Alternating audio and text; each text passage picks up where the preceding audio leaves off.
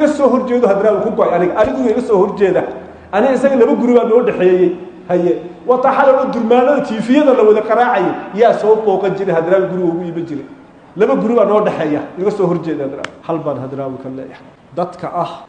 halyeeyga ummadda u ah ee aqoonta durugsan leh fikirka iyo falsafada u xambaarsan dadkooda hal doorka u ah iyo ku jiray ama gabay ha u noqoto ama hayna hawga tusaaleeyo ama baraarujin ha noqoto ama dhexjin uu nagu dhex jiray mar aynu gaajoonayna iyo mar aynu qaxnay iyo mar aynu dhibaataysnay iyo mar aynu iscunayna iyo mar aynu isdilayna intaba maynu tabin intaba uu inala dhex joogay hanti inagama qaadin inama dhicin inama boobin xil inama weydiisan wax allah wax adduunkeena ku shaqo leh oo uu tamac ka galay haba yaraatay ma jiro markaas cidla iska joogo dadka noocaas oo kala ah markay bulshadiisa iyo dadkiisu marka ay nool yihiin